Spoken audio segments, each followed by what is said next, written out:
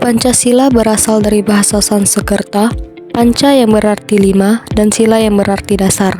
Dengan demikian, dapat disimpulkan bahwa Pancasila merupakan 5 dasar yang berisi pedoman atau aturan tentang tingkah laku.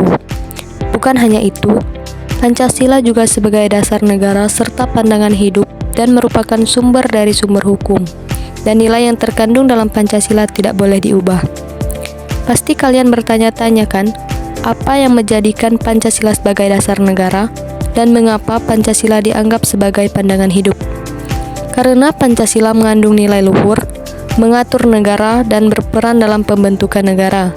Selain itu, Pancasila juga dijadikan sebagai landasan ideologi dan menjadikan Pancasila sebagai pedoman untuk negara ke depannya mau seperti apa atau mau bagaimana. Di sini ada kata pedoman yang artinya petunjuk, dan kita sebagai warga negara Indonesia harus menerapkan dalam kehidupan. Selain itu, Pancasila juga mengandung unsur-unsur dan nilai fundamental. Pancasila di era prakemerdekaan, sebelum merdeka, Pancasila dirumuskan oleh 3 tokoh besar, yaitu Muhammad Yamin, Profesor Dr. Supomo, dan Insinyur Soekarno dengan gagasan yang berbeda-beda.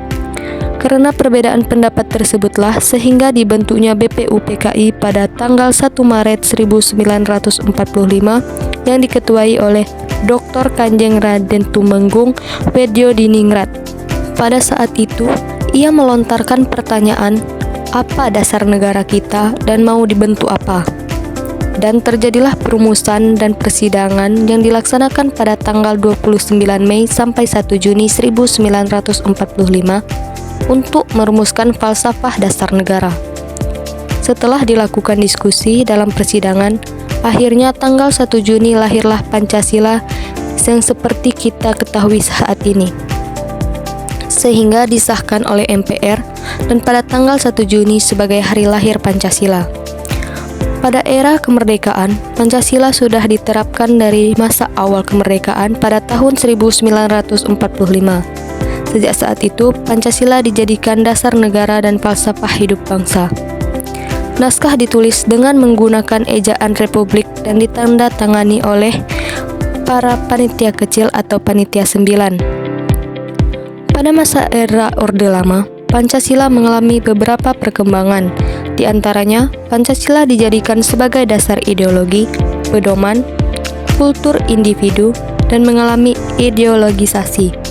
Bukan hanya itu, Pancasila juga menghadapi tantangan.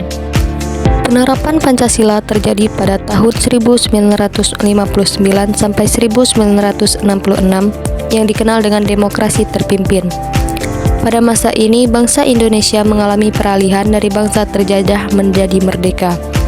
Namun, ketentraman itu tidak bertahan lama karena PKI kembali melakukan pemberontakan di bawah pimpinan DN Aidit dengan tujuan yang sama, yaitu mengubah ideologi menjadi komunis.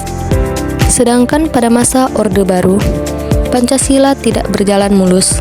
Terdapat kelebihan dan kekacauan pada era ini. Kelebihannya seperti program pembangunan berjalan sukses dan kebutuhan yang tercukupi. Sedangkan kekacauannya, Pancasila sudah berjalan sejak kemerdekaan hingga diangkatnya Soeharto menjadi presiden. Soeharto berusaha memulihkan kekacauan yang telah terjadi sebelumnya. Soeharto membuat repelita, pemilu, pendidikan pelaksanaan pedoman penghayatan, pengamalan Pancasila, serta pemerataan pembangunan. Akan tetapi, rancangan Soeharto tidak berjalan mulus. Dalam pimpinan Soeharto banyak terjadi kasus seperti kasus KKN, korupsi, kolusi, dan nepotisme.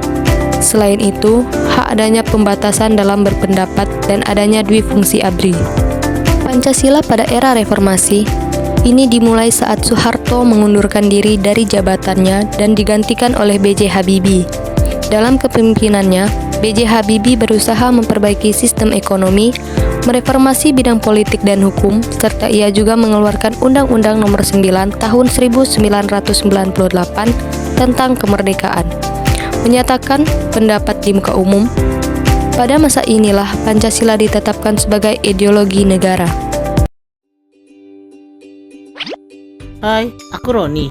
Salam kenal semuanya. Kalian tahu apa gambar di bajuku ini? Ya benar, itu adalah lambang Pancasila.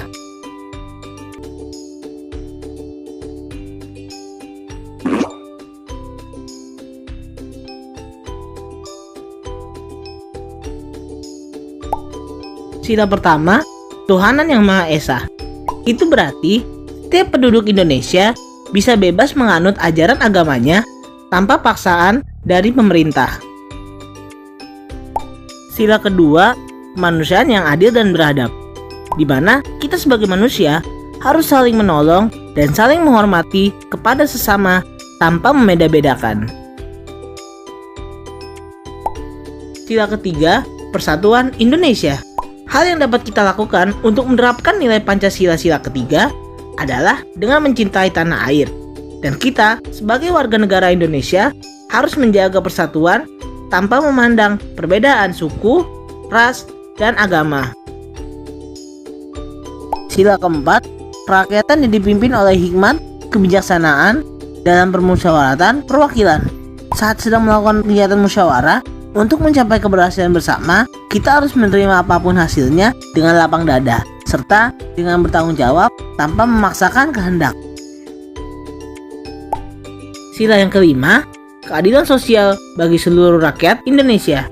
Untuk mengamalkan nilai Pancasila sila kelima ini, kita dapat melakukan aktivitas gotong royong atau kerjasama demi kebaikan lingkungan untuk bersama.